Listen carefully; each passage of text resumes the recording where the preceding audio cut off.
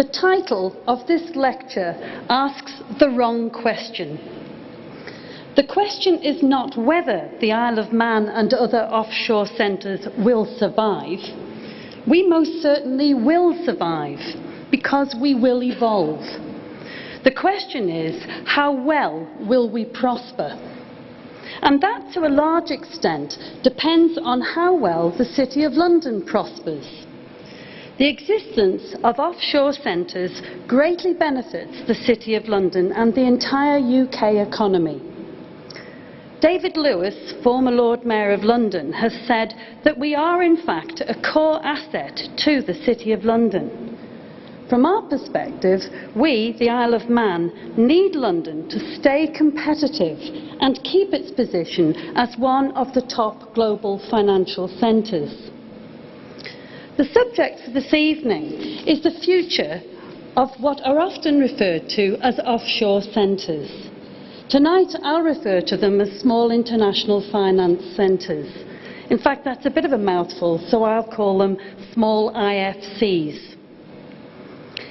In a globalised economy where capital and trade transcend national boundaries, I believe it's inevitable that small IFCs will be players in that economy.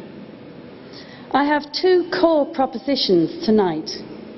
Firstly, that small IFCs, and particularly the Isle of Man, have a right to be competitive players in global trade, as long as we fully embrace developed international standards. Secondly, I also say that small IFCs need to redefine their relationships with larger centres, such as the City of London.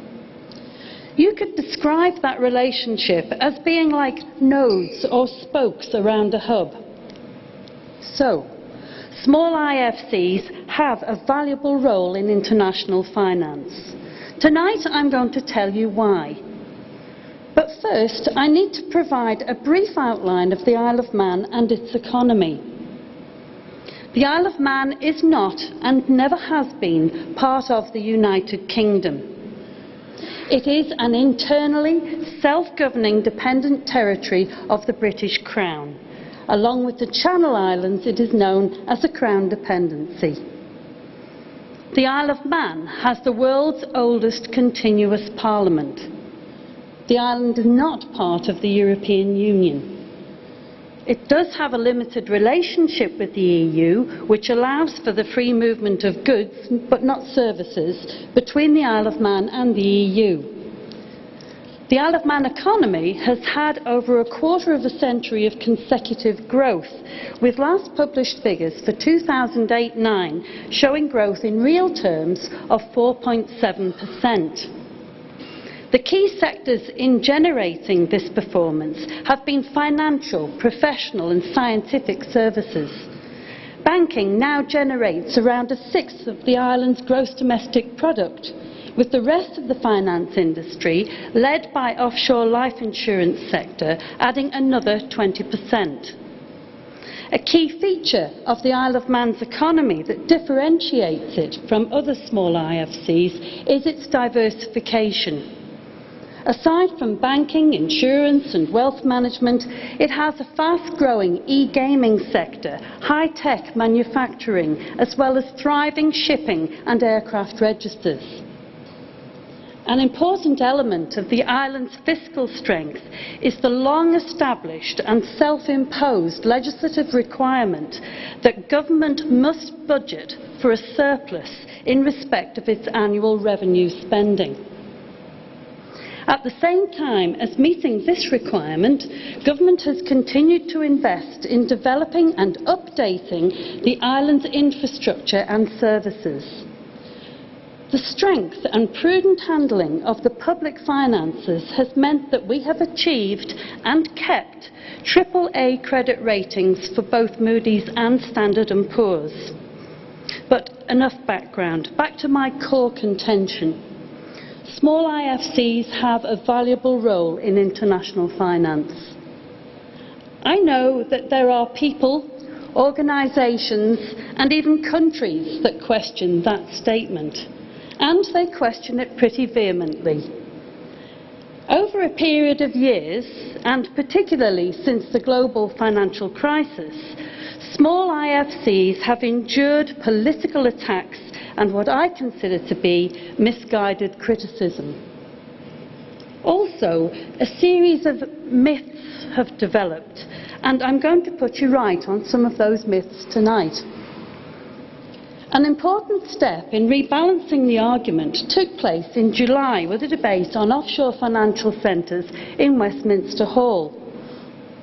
In that debate, Mark Field, the Member of Parliament for the Cities of London and Westminster, argued that it is critical for politicians and policymakers to formulate policy in a consistent, balanced and informed manner. He also said that the benefits of small IFCs should be considered dispassionately. He went on to summarise the reasons why the global financial community uses small IFCs like the Isle of Man. Those reasons include political stability, a familiar legal system based on English common law, a high quality of service providers, an ability to meet important investor requirements, such as the legal infrastructure for share selling, and a lack of foreign exchange controls. As well as all that, there is tax neutrality, something not to be confused with tax evasion. This enables investors from multiple jurisdictions to ensure they don't meet multiple layers of taxation as funds pass through the global financial system. There's also legal neutrality that ensures no one nationality is given special treatment. In his review of British offshore financial centres for Treasury, published in October 2009, Michael Foote concluded, "The Crown dependencies make a significant contribution to the liquidity of the UK market. Together, they provided net financing to UK banks of $332.5 billion in the second quarter of 2008. These funds are largely accounted for by the upstreaming to the UK head office of deposits collected by UK banks." So, what are the popular myths that need to be dispelled? Myth that small IFCs have a negative impact on the growth of the global economy. Fact. Small IFCs offer stable, well-regulated and neutral jurisdictions that make it easy to do international and cross-border business. Investment channelled into small IFCs provides much-needed liquidity, further investment opportunities and access to capital markets for businesses in both developed and emerging countries. Myth that small IFCs played a part in causing global financial crisis. Fact. Everybody loves to target a convenient scapegoat, especially one whose voice is small and easily drowned out. At the height of the crisis, this unfair and inaccurate targeting diverted away from the real causes. Indeed, it could be argued that the liquidity supplied by small IFCs was of great benefit to the UK during the crisis. Myth that small IFCs have a negative impact on transparency, regulation and information exchange. Fact. Tax transparency is high on the G20 agenda, and small IFCs are at the forefront of the OECD's work in this area through the Global Forum on Transparency and Exchange of Information. The Isle of Man has just signed its 17th Tax Information Exchange Agreement, this time with China. In addition, it has signed 3 double taxation agreements, all with EU member states. We have a number of further agreements in the pipeline for signing. The Isle of Man has for many years and continues to be an active participant in the OECD's work on transparency and exchange of information through the work of what is called the Peer Review Group.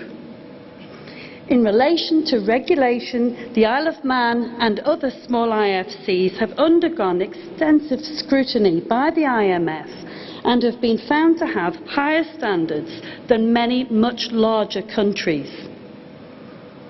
Myth that small IFCs don't benefit developing countries. Fact. The Commonwealth Secretariat acknowledges that small IFCs often play a very important role by enabling developing countries effectively to rent financial expertise from other countries whilst they develop financial centres of their own. The Isle of Man has initiated and run for the last 2 years a very successful Small Countries Financial Management Programme aimed at capacity building at senior level in small and developing countries. The Isle of Man is certainly willing to consider requests for tax information exchange agreements with developing countries, either bilaterally or within a multilateral framework developed perhaps by the OECD. Whether it is listing, upstreaming, asset management, insurance or shipping, or even the space industry, everything the Isle of Man does materially and positively supports the larger centres or hubs. This is why the Isle of Man is a core asset to the City of London.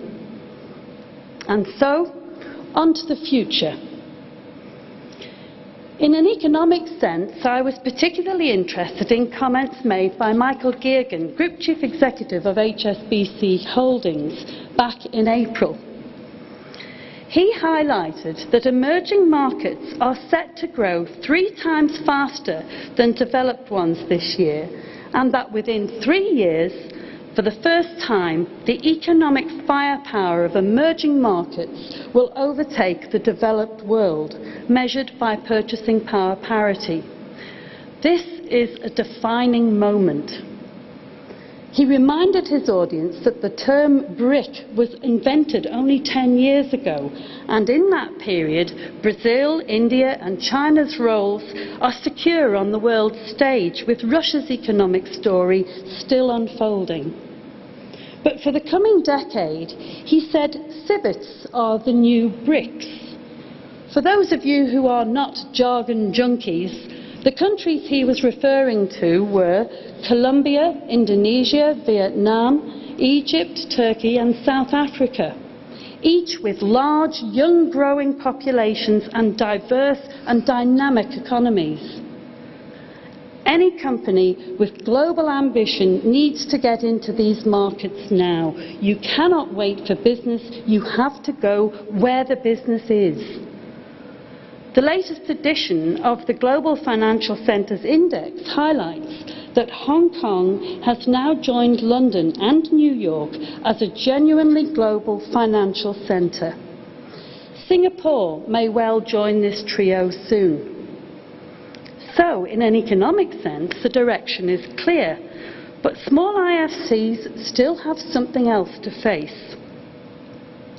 The disinterest, lack of knowledge, or even active opposition of larger countries.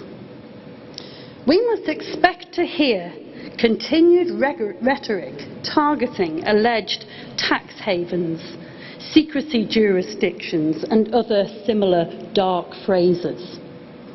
Our challenge will be to separate reality from that bleak rhetoric. G20 and its growing influence illustrate the increasingly globalised political environment to which both small IFCs and the City are having to respond. The developing international regulatory architecture is an important illustration of this. As in the immediate crisis period, the voices of small states and developing countries are in danger of being unheard. There is a risk that solutions arrived at do not take into account or can possibly even actively damage the interests of those small states. Small IFCs and small states in general have to work very hard to have our voices heard and our legitimate interests recognised. In the case of the Isle of Man, That involves constructive engagement with the UK government, the development of existing relationships with the EU and the OECD, the extension of tax agreement programmes and enthusiastic adherence to international regulatory standards. Sticking to international standards is absolutely vital for the survival of small IFCs. This will bring with it higher costs and greater pressures. The Isle of Man is of a size that can manage these pressures. Not all small IFCs are as fortunate. However, we'll also need international bodies to take into account the views and interests of small states. I take some comfort, not a lot yet, but some comfort from recent statements from the Commonwealth Secretariat and the President of the World Bank, Robert Zoellick. They both acknowledge that the views of small states need to be properly channelled into the powerful decision-making bodies, particularly the G20. They also see themselves as fulfilling that role. Early days, but some hopeful signs. A question for small IFCs to address is how best to represent their interests if such channels become available. In essence, do they seek to act in isolation, or do they develop alliances to make their voices better heard? In my view, it's going to be essential that small IFCs form such alliances, but I believe it's going to be a particularly challenging process, both because of the competitive nature of relationships and also because of the reputational issues it's bound to create. Which leads me back neatly to where I started. The basic answer is, of course, yes, small IFCs certainly can more than survive. They can prosper, but how? At a governmental level, a small IFC has to work as hard as it can to understand the environment in which it operates, how it's changing, and position itself accordingly. It has to decide how the whole package that it offers to the international business community should be adapted and improved to make it more competitive, whilst also meeting ever-evolving international regulatory standards. This competitive package should contain 5 key ingredients. First, people, which means the availability of good quality, highly qualified and skilled staff within a flexible labour market. Second, infrastructure, with well-priced property with good telecommunications and transport links.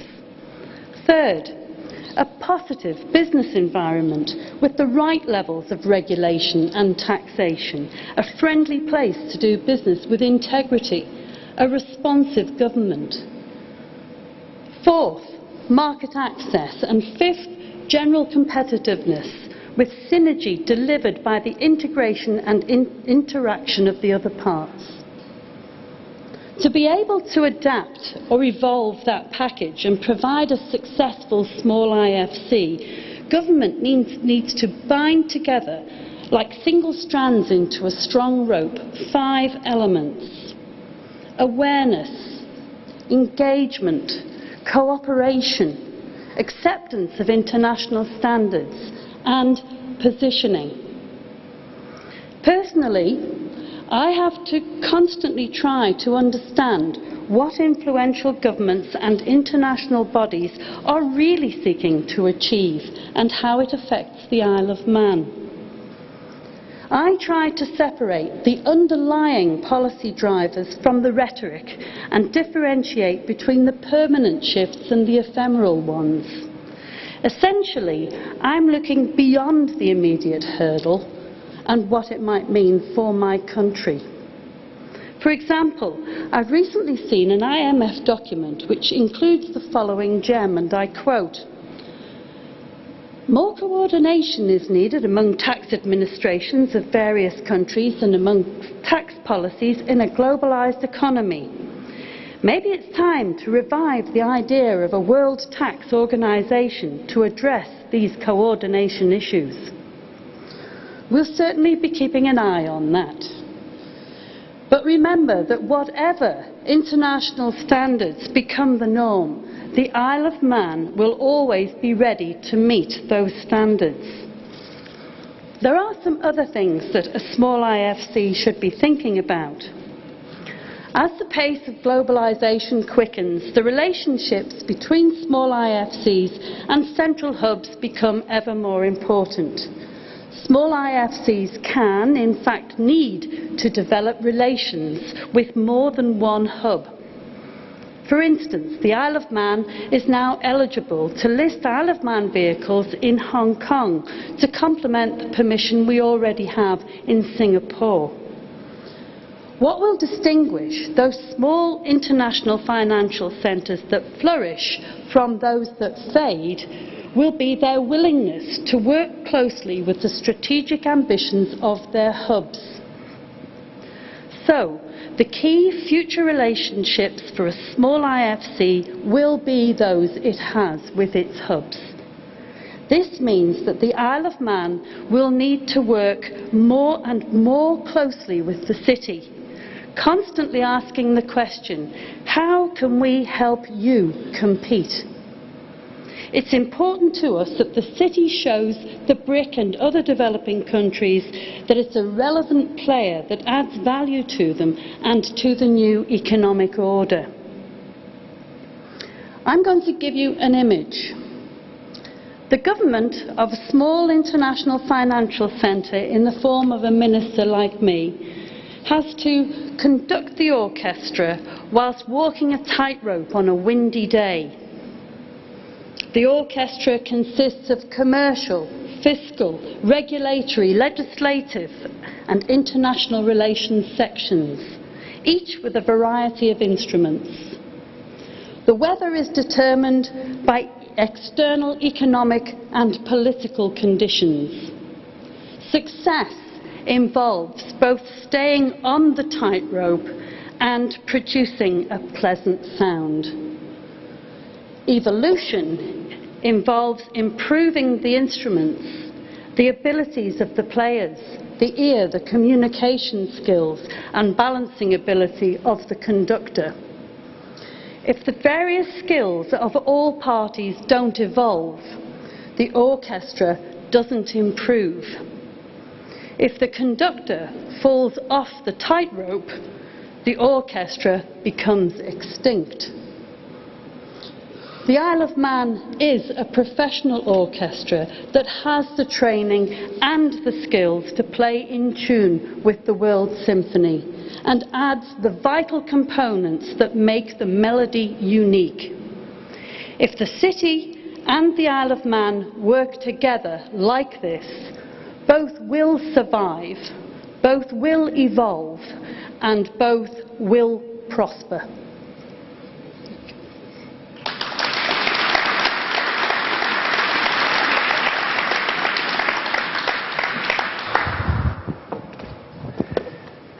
Thank you very much, Anne. I think you say up in Manx, Foster Mai, or good evening. For those of you who don't know me, I'm Michael Minelli. I'm the Professor Emeritus of Commerce at Gresham.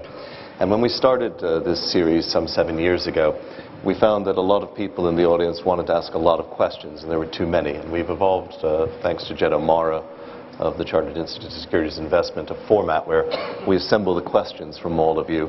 I've taken about 40 questions via email over the last couple of weeks, and I hope to sort of just get a discussion going here with Anne and hopefully pick up most of what you've proposed that we talk about. The questions broadly divide into three groups. There's a group of kind of, what's the Isle of Man's relationship and tax? There's a group, I think, looking at sort of wider issues of cooperation globally. And then a set of questions, really, because it may be 86,000 people, but this is a Treasury Minister, and I'm very interested in what she wants to say about the global financial situation. So to kind of leap in, if we can, I'll pick up on one that was a composite of a number of people, including a few fund managers, and they had an interest in the failure of the Icelandic banks. I mean, I myself was actually involved in a company which was heavily exposed to Landsbanki, and we had a very serious crisis of our own. But the big failure that affected the Isle of Man was Kaupthing. And I'd be curious if you could explain to the audience in simple terms what happened. You know, did the investors get their money back? But also, what was the relationship like with the UK? Was the UK helping, hindering, and how did you see it? Fine, thank you. I think in referring back to that time, we must first of all remind ourselves as to the whole global financial situation at that time. It was in complete meltdown, and I don't really need to tell this audience here tonight that. I'm sure you all experienced it much more closely than I did. But the select committee that looked into the circumstances surrounding KSF Isle of Man found that there were a number of things that actually brought about or certainly influenced, added collateral damage to that situation. One certainly was the uncertainty of the global financial world at that time. A second point was that the Icelandic government were struggling to be able to convince people that they were able to provide sufficient backup for their financial institutions to be able to give people confidence to invest in them again. And then we had certain political decisions that were made by the US and the UK government which actually sealed the fate of KSF, Isle of Man and London. To go on from there, the situation was such that in the Isle of Man, the government stepped in to be able to provide, first of all, an early compensation scheme for those people who may have been suffering hardship. There was the development of we had a depositors' compensation scheme that came into being. That compensation scheme... What sort of sums were involved? I mean, what was the sort of scale of this? The sums itself, I'm afraid I can't draw on, Michael, but I can tell you that within 6 months, 75% of the depositors had received 100% repayment. It's anticipated, the liquidator tells me, that by the ultimate payout, that over 90 pence in the pound will be paid out to those depositors. But if we go back to the relationship between the Isle of Man and the UK at that time, the situation was one that the UK Chancellor was very concerned that he was not going to be able to protect UK depositors because his perception was that the Icelandic authorities had only undertaken to support and protect Icelandic depositors. And so, with that in mind, and the use of the Banking Special Powers Act, where he moved retail deposits to ING and put the rest of the business into administration, that effectively sealed the fate of KSF. We have learnt lessons from that. We've recently just passed an improved depositors' compensation scheme, which has tightened up on certain areas, certainly areas like being able to establish more quickly those people who are eligible to claim on the scheme, for Treasury to be able to appoint a scheme manager. And also an early payment scheme has been included in that depositors' compensation scheme. So all in all, there have been lessons learnt. I think that it has not been an easy experience for any of us, and we would hope very much not to go through that again. But should that happen, I feel that we're much better prepared. Okay.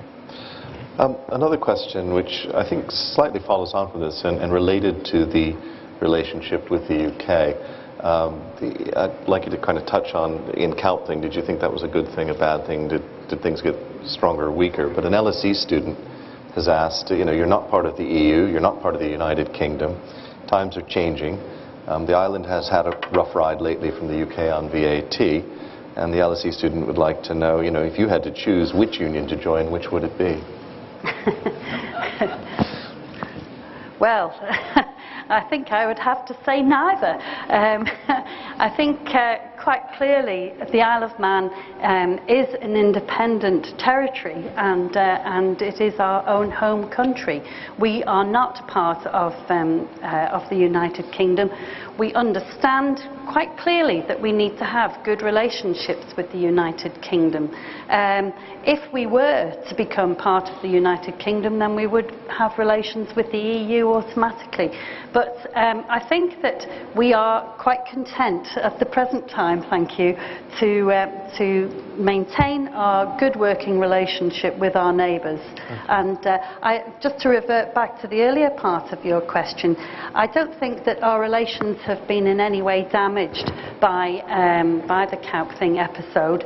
I think one thing that I didn't touch on, which I should have done, was that at that time there was not a clear dialogue between our FSC regulator and the FSA regulator, and that breakdown was seriously damaging to the relationship. However, we've got those things back on an even keel again now, and I think that it's like our other Crown dependency neighbours, it's important to realise that we have a synergy in our relationship, and so we like to maintain that independence, but we realise that we have niche markets that we can offer to the larger centres and to the UK in general.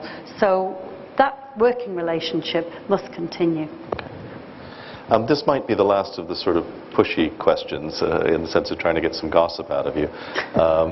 But this actually comes from somebody I know. She's a Swiss worker in financial services who's been working in London. And she's asked, to what extent in 2009 and 10 do you think the UK government was putting pressure on Switzerland regarding its banking secrecy, information exchange and tax evasion in order to protect its national offshore financial centres? So, is the UK really doing this to help you in the Channel Islands? Not from where I'm sitting.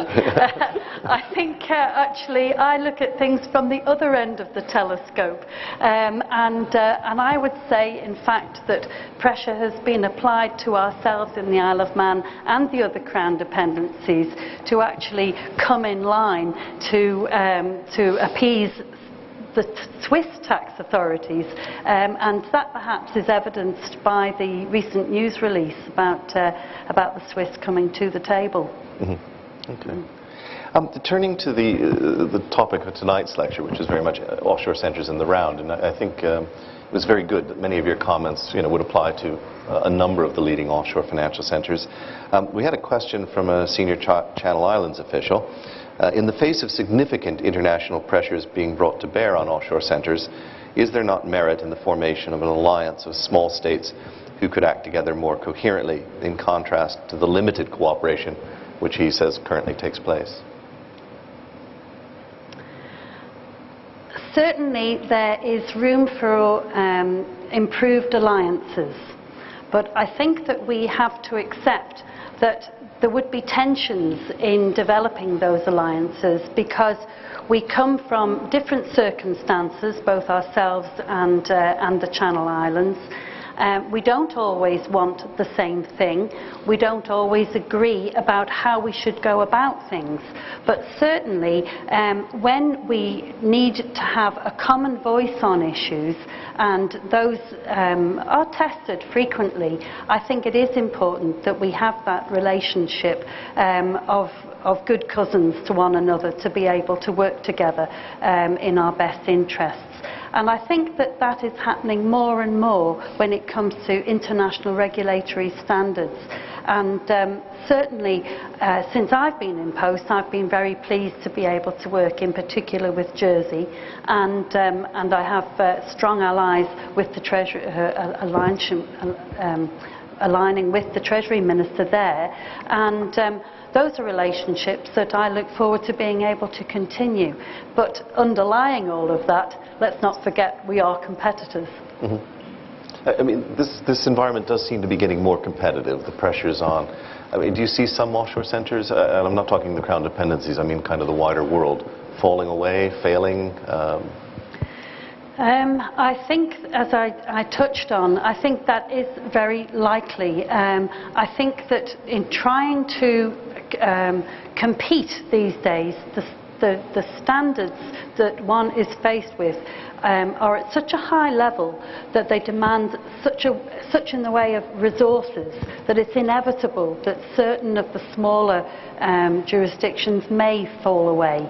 I think Nauru at the moment is struggling, and so there will be a change in the whole scene of offshore centres, I feel.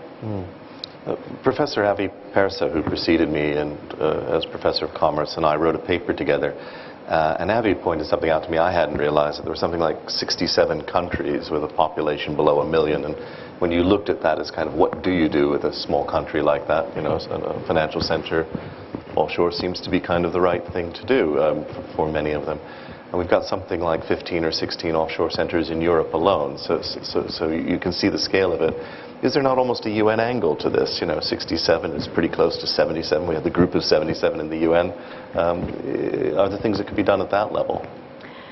I think that I think not. I think that we would wish to maintain our own autonomy in many ways. I think that it's easy to become dismissive of these the identity of some of the offshore centres, and certainly with our own constitution that spans back over 1,000 years, I would not wish to be a conglomerate or part of any other greater being. And so I think also it would make us less competitive, and there are issues surrounding that. It's our difference that makes us different. Okay. Well, let's take the spotlight off of the Isle of Man and the offshore centres. Let's just turn for a second to, you know, as a finance minister, you know, you've been looking across this landscape. You've got almost the good fortune of coming in after it had sort of blown up, with an education background, no less. So you're here to teach. Nicholas Varone of Bruegel, he has actually written quite a bit, suggesting that, you know, we're 2+ years into the crisis, depending on how you define it, and that Europe has missed the boat on financial reform. More recently, he's said that we should give up on international agreements leading to financial services reform, because if you look at it, nothing's happened. And he contends that each nation should develop its own financial market. Looking from the outside, would you agree with that? No, I wouldn't agree with that. Which is a good straight answer. But could you elaborate a bit? I think that it would be an impossible situation for us to be a part of. Each country having its own financial market, it's just not going to go anywhere, and certainly wouldn't be of commercial benefit to us or to the other financial centres in the world. There needs to be that cross-pollination of business. Okay. In the sense of the financial crisis itself, we've seen governments going, you know, deeply into debt, amongst many of the major ones. They're issuing trillions of pounds or dollars or whatever worth of bonds over the next year or so. They've been engaging in quantitative easing, and now they seem to be trying to devalue each other in terms of their currency. So it does still seem to me a bit of a mess out there. And if you were Treasury Minister of one of the larger economies, you know, which one would you pick? And what would you do? And by the way, just this is actually several people who, most of them are lawyers and accountants, put something like this together. Well, I have a husband for an accountant and a son for a lawyer, so maybe I know where you're coming from. But I think what I would say there is that you actually need to be careful what you wish for.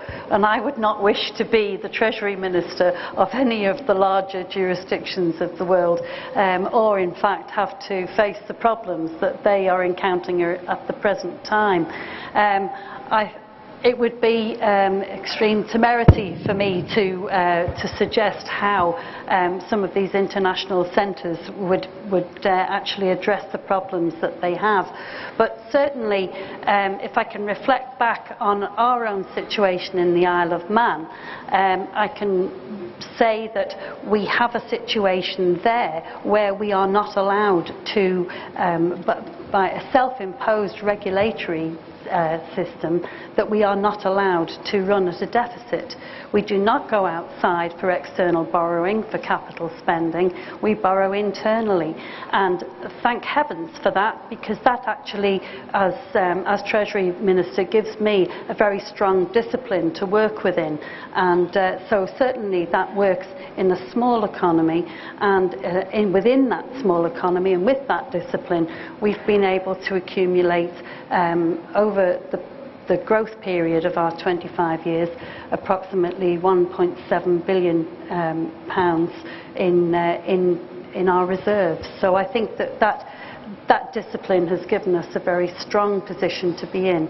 Obviously, it's rather different in larger countries. Mm-hmm. And looking at the crisis itself, you mentioned here that small IFCs have a critical role to play in lubricating and helping the system to work. What are they doing to try and fix a financial crisis? Well, I think that they're working very hard. I think that part of the problem for small IFCs is to actually get our message out about the niche provisions that we can make for the larger hubs. Nobody is here going to try and set themselves up as a competitor for the City of London. We realise our limits, but we still nonetheless have aspirations to be able to be players in that global economy.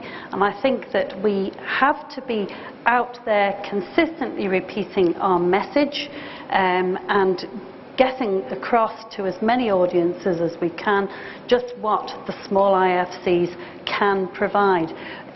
Most of the small IFCs are actually based on very stable government, and I think that that is a strong contributor to the valuable role that we can play.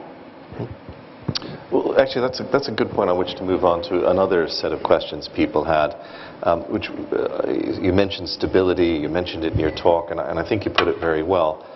I mean, I personally find a lot of the actions and activities that some of the larger economies have taken verging on capricious. You know, we want to have some bankers' bonuses. Perhaps that might be the right thing, but that was today's idea. Tomorrow's is a Tobin tax, and the day after that we move on to something else. Arguably, it's quite frightening, and one could term it political risk even. You made a gesture towards stability. Gresham College has put together a program called Long Finance, which is a set of our lectures and themes directed very much at trying to figure out when would we know our financial system is working. So that's kind of it. Looking at stability, what sorts of things does the island see coming in the long term, and what sorts of activities are you undertaking to prove, to almost to signal that you really are a haven of stability? I think where you're coming from is really driving the suggestion that we should be in a position of being less responsive but more anticipatory.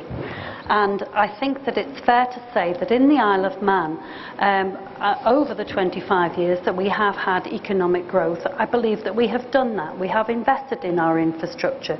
We've built an acute hospital, we've built an energy from waste plant, we have built new schools.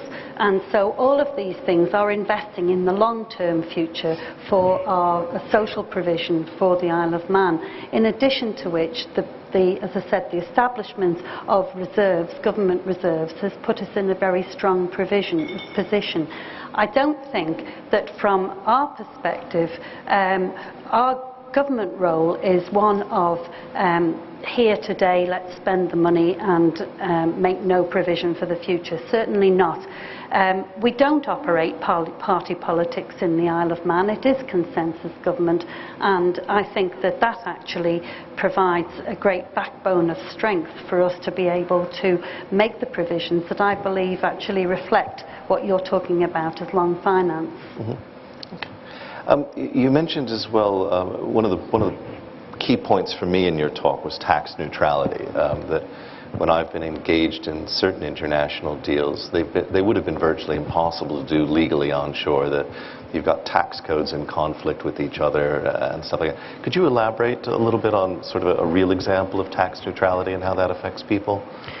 Well, I am aware that there are business situations that are able to come into the island and the offshores and effectively do their business. I think sometimes it can be referred to as tax timing, so that deposits and business can be laid latent in the Isles for certain periods of time and called on at a later date.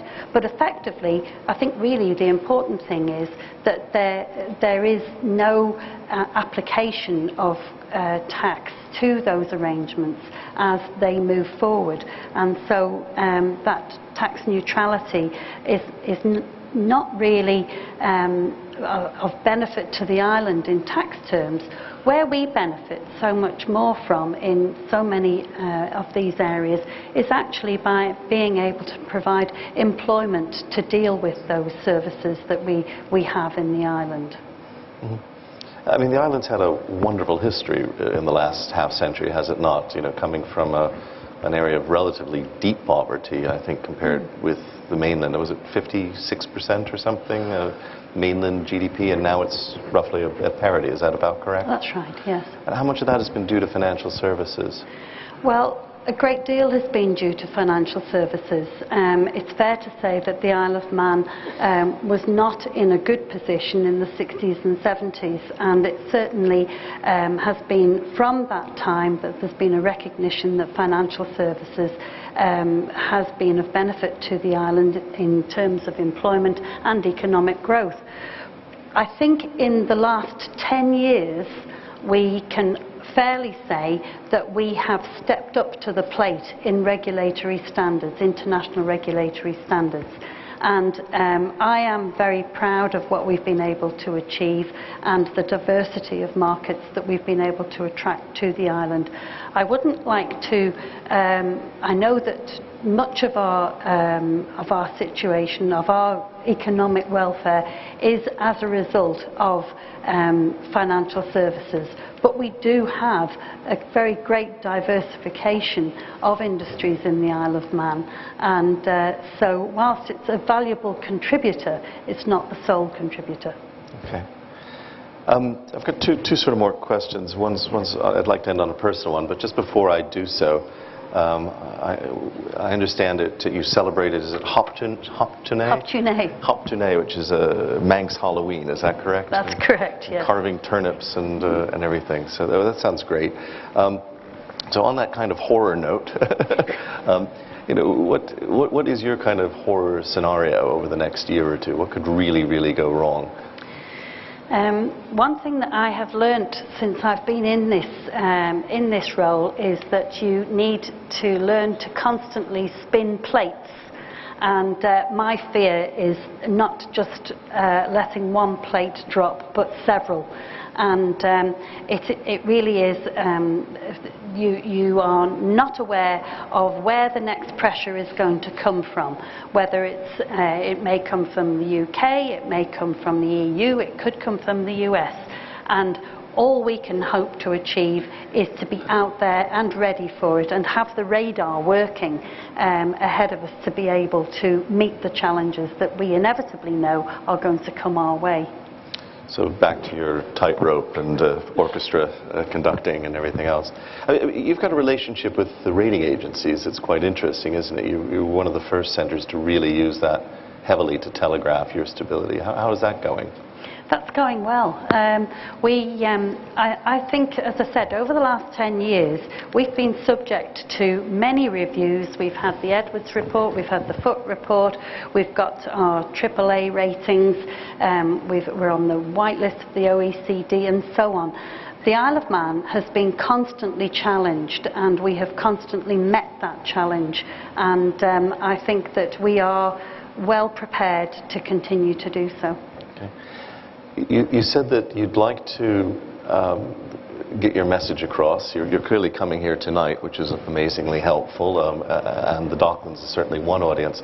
What other audiences do you think need that message? You've obviously connected with Mark Field, whom you mentioned in your lecture. Yes, I have met Mark. I have met each of the junior Treasury Ministers. In fact, I met George Osborne twice recently, once at the Conservative Party conference and once in Washington at the World Bank meetings and the Commonwealth Secretariat. And it's those things that I think, from a small jurisdiction's point of view, that we need to be able to attend, need to get our messages out, and we constantly have to keep going and repeat those messages. In addition to which, we have inbuilt ambassadors in our businessmen and women who are going out and working across the globe, selling the message of the Isle of Man, and I'm very grateful to those. Some of them are here tonight, and I do appreciate all that they do as well, because we are a finite number and we can't be everywhere at once. Certainly we welcome the support that we receive from our businesses. I think it's fair to say that in the Isle of Man we have a very close working relationship with the private sector, and I think that that's of tremendous benefit to us because it makes us all the stronger. Well, just to end on a personal note, I mean, Gresham is a broad church, and we have a lot of students, including some sixth formers, and they were actually, I think, probably the more interesting question. Sort of, you know, what's it like personally? I have here, you know, can you tell us what it's like to be a Treasury Minister? You know, what have you achieved? What do you regret? How does Treasury feel after 4 years heading up education? And sort of, you know, so how do you feel? And what does the future hold for Anne Craine? What does it feel like to be a Treasury Minister? Well, when I was first offered the position, it seemed pretty scary, I have to say. But it's been a challenge that I have absolutely relished. I came from education, which was completely different, and I absolutely adore what I'm doing now. I'm well supported by a wonderful team of officers, and I am thoroughly enjoying myself. The challenges that are ahead, or what lies ahead for Anne Craine, will be to be able to try and put a budget together that's going to be able to take us through the next 3 or 4 years of our planned programme. So that will be the next immediate challenge, to go home and start work on that. We have an election in September of next year. I won't go any further than that. Who knows what that might hold. But I can say that it's been a real privilege to come here tonight and be with you and the audience. And that's yet one more challenge that I've been pleased to face. So thank you. Oh, thank you. Anne, what a masterpiece. Ladies and gentlemen, it's my great privilege on behalf of all of us to thank Anne for the opportunity to come down here and talk to us and taking advantage of it. Anne combines many enviable qualities, I think, not least of which is a breadth of perspective coming from a small island on about the UK, and yet still having this perspective on the EU and the world, politics, finance and business, and an ability to remain human while being a politician, but I won't go there. But the roles, I think, show that she's got both a broad perspective and a long-term view, and may I ask all of you to join with me in thanking her in the usual way for contributing to Gresham College.